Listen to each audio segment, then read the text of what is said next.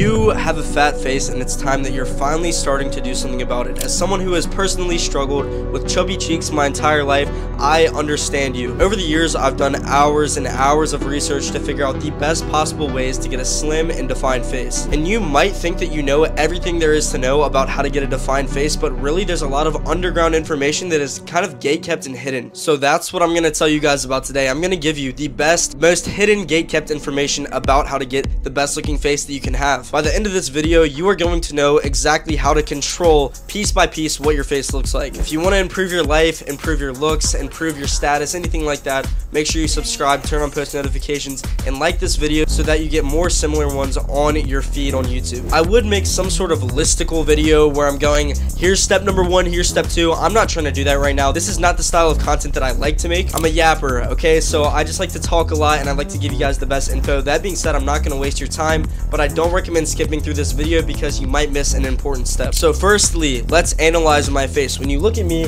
you might notice that my cheeks are not necessarily fat, but they're really not too slim. I literally have pretty much a six-pack, and yet my face is still kind of bloated looking. This is due to my genetics, and this is going to be the number one thing that impacts the way that your face looks, aside from the next thing I'll talk about. Your parents, your mom and dad, are going to control your peaks and your downfalls about the way you look. That's just simply how it works. So the first thing I'm going to recommend is that you look at old pictures of your parents to see what their faces looked like when they were your age. This will actually give you a pretty good idea of what your genetic limit is. For example, let's say you find a picture of your dad with his shirt off and he has abs, but his cheeks are pretty chubby. Most likely, you are going to face the same issue. Now that you know this information, I'm going to tell you the number one most important thing to changing your face. I'm not going to make you wait till the end of the video, and it's very simple. A lot of you guys probably know that you need to lose body fat. At the end of the day, your genetics do play a big role on the amount of chubbiness in your face, but you can really control most of it. Chubby cheeks are mostly composed up of fat. That's like literally the main reason that you might have a less defined face. Now, there's a lot of other things that most people don't talk about that I'll go over later in this video, but having chubby cheeks is literally almost completely dependent on your body fat percentage. So let me tell you some ways to lose body fat, and this is going to lead me into the other points on how you can change your face as well. Starting off, you need to be in a caloric deficit. If you don't know what this is when you're burning more calories than you consume per day. So for me, for example, I burn about 2,300 calories per day. So if I eat 2,000 calories, I'm going to burn 300 calories worth of fat that day. You can track this using apps like MyFitnessPal. It doesn't really matter, but for me, what I do is I just try to make myself hungry. Whenever you're in a caloric deficit where you're eating fewer calories than your body burns, that is when you feel that hungry feeling in your stomach. And something that a lot of people don't understand is you have to get comfortable with that hungry feeling if you really want to lose fat. It's important, in my opinion, to understand that humans never used to have this much access to food, like McDonald's, Subway, wherever you want to go. We used to have to hunt for our food, so we would be basically starving until we caught a meal. So aside from just losing fat, I think it's important to restrain yourself from eating whenever you want to, no matter what. And I have a 3-step process when it comes to eating foods that will never steer you wrong, because I could just tell you to eat in a caloric deficit, but a lot of you are going to end this video and just not know where to go or what to eat. So step 1 of this 3-step process is going to be eating whole foods. These are foods that are one ingredient. For example, chicken. There's no extra additives, preservatives, or anything like that. It is literally chicken. Same thing with vegetables and fruits. Usually when you eat an item that is only one ingredient, it will typically be lower in calories and more nutritionally dense. To make it as simple as possible, the literal only things that you need to eat are fruits, vegetables, and meat. If you eat just those 3 things, you will be fine for the rest of your life, and you'll also notice that you will start slimming out, particularly in the cheek, jawline, and entire face area. Step number 2 of this eating process is wait until you're hungry to eat. Like I said, we have so much access to food. This is becoming a problem. Obesity in America is huge, and I think it's time to finally make a change and cut back. What I do is called intermittent fasting. This is when you wait until very late in the day to eat your first meal. Not only that, but you also have a cutoff time. So say I start eating at 5, I will cut that off at 8 p.m. So within those 3 hours, I eat all my food for the entire day. This will do a few things for you. Number 1, you will get the benefits of intermittent fasting. You can look that up if you want to, but basically it's good for your body. Now, number 2, and the more important thing, is that you're just gonna eat less throughout the day. A lot of us overeat because we're literally eating 16 hours a day. If you limit that to 3, no matter what you're eating, you're gonna eat a lot less. So intermittent fasting, look into it. I could make an entire separate video just on that alone if you guys want. Step number 3 is very simple, but most people don't do it. Read the calories. There's no point in playing this guessing game on the foods you eat. Everything is trackable through apps, so there's absolutely no reason to just just blindly go at your diet. Literally all you have to do is look at the back where the ingredient list is on any single food item, and it'll say how many calories and how much a serving is. If you abide by that rule and track those numbers, you will have no issue losing weight whatsoever. This is the part that most people don't know. This is the underground information that you actually have to really look into to see. And if having chubby cheeks is a real insecurity for you, I think it's good to just figure this out now rather than having to do a lot of research later. So the first underground piece of information that I can give you guys is that your testosterone heavily affects the amount of fat content in your face. So if you're younger, say you're in your teenage years watching this video, this is a good sign for you because your testosterone as a man increases as you get older. So if people ever say that you have a baby face or something like that, usually once you pass your teenage years, that will go away. Simply because your testosterone raises, making the fat dissipate from your face to other parts of your body. Now this affects everyone differently, but this is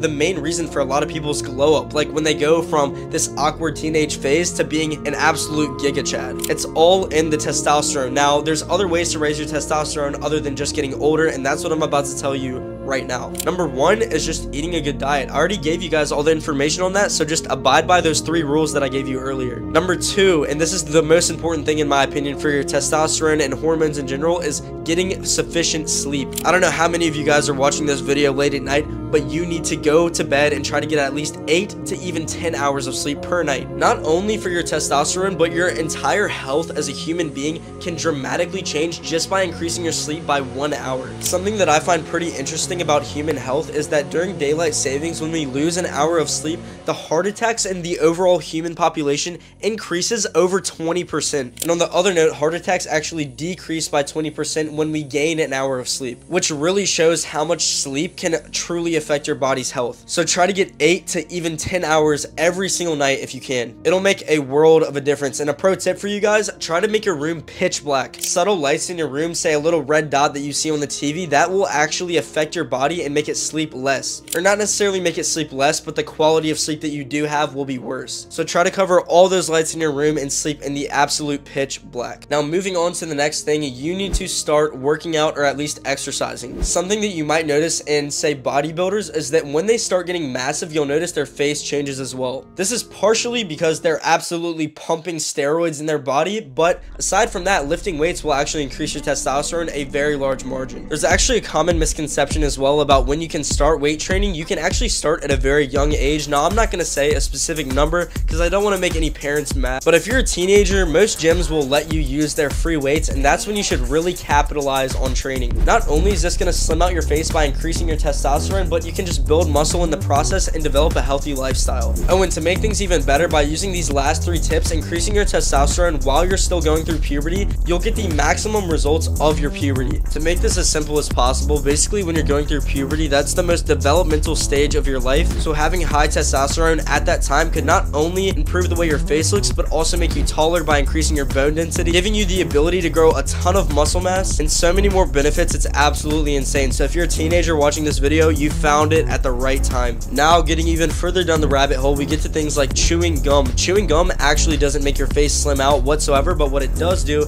is increase the width of your jaw. It does this by causing stimulation to your muscles in the corner of your jaw known as your masseters. Although this doesn't actually slim out your face, when your jaw gets wider, your cheeks look smaller. It's all about proportion. So my friend Brett Maverick, he's actually huge in this industry. He has this jawline gum. I want to give a quick shout out to that, even though this video is not sponsored. I'll put a link in the description if you guys want to check that out. But yeah, the jawline gum makes a pretty big difference. It's really hard to chew, and it really just grows your masseter muscles more than almost anything I've ever tried. Next, we're moving on from the masseters and getting even further into the rabbit hole. This gets a lot deeper, guys. The next thing I'm talking about is lymph fluid. There's fluid that basically sits in your face known as lymph fluid, and you can help move this around your face and actually even get it out in a way. Using something like this jade roller or a gua sha, if you've ever heard of that, you can basically move the lymph fluid out of your cheeks. This has no long-term effects, so doing this every morning isn't going to make your face look different in a week, but during the time when you're doing it, it will make a pretty big difference. So literally all you do is you take this or you take a gua sha and you roll it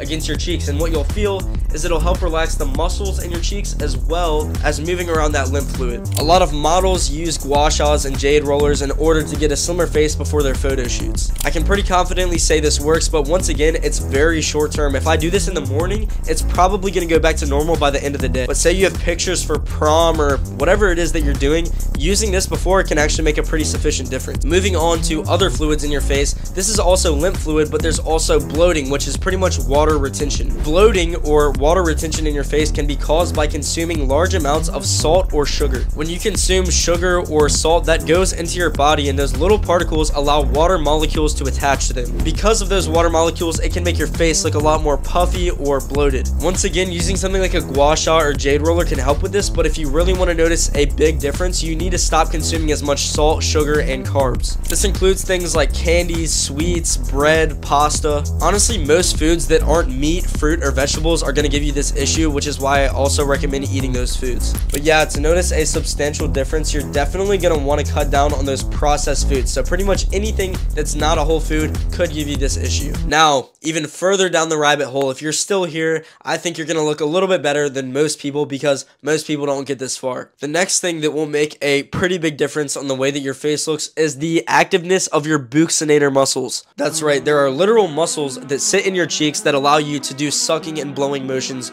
Pause. But yeah, ideally you want your buccinator muscles to be as small as possible. Now this is something that a lot of people aren't going to have the time and effort to put into this, and truthfully you will not see a massive difference unless you are very keen and spot on doing this. To deactivate your buccinator muscles, you basically quit using your cheeks to eat. Instead of moving around the food in your mouth with your cheeks, you use your tongue instead. I mean, when you think about it simply, when you stop using your muscles, for example, if someone's in a wheelchair, for lack of a better example, their legs get really small. The same thing would happen if you quit using your cheek muscles. So do what you will with that information. Moving on to the next thing. Moving even deeper down the rabbit hole, I'm going to talk about mewing. This is actually just proper mouth posture. And no, this doesn't really actually affect your cheeks. What it does affect is your jawline. Now, your jawline is an extremely important part of your face, so I'm not just going to tell you guys how to fix this and not fix the areas around it. Basically, to mew properly, all you want to do is say the word sing, hold the G sound, so sing, and then hold your tongue there at the roof of your mouth. If you look at my jaw, you'll see a difference when I have my tongue just regular and then when I put it like at the roof of my mouth. It basically tightens up your jawline instantly. I'm not going to go too in depth on this. There's a lot of videos out there you can watch, but mewing will make a massive difference in the moment. It's not shown to have any long-term effects. That being said, I still recommend doing it whenever you're taking pictures or just chilling throughout the day. Now, for the absolute final way to get less chubby cheeks, you're actually not changing anything about your cheeks whatsoever. What you can change is your hair, including your facial hair and the hair on top of your head. When you look at my hairstyle, you'll notice that it's very big and poofy, and this creates a taper effect, giving me better proportions. By my hair being very big, it makes my cheeks look smaller because the rest of my head looks way bigger. So basically what I'm telling you is that you should probably grow your hair out. If you have a round face and you have a buzz cut, there's nothing to hide those proportions. You're pretty much stuck looking like an egghead. And finally, for my older audience, you can grow a beard. Growing a full beard can completely mask this whole entire portion of your face, so if you don't care about working on any of that, literally just grow the facial hair out. I will tell you, I don't know if you guys are doing this for girls or just to gain confidence, whatever the reason may be. Growing a beard, a lot of girls don't like that, so do it at your own risk. Ideally, a short beard will suit most people best because it's not too much, it's not too little. It shows you that you're masculine, and you will make a lot of guys jealous. That being said, you guys now have complete control over your face.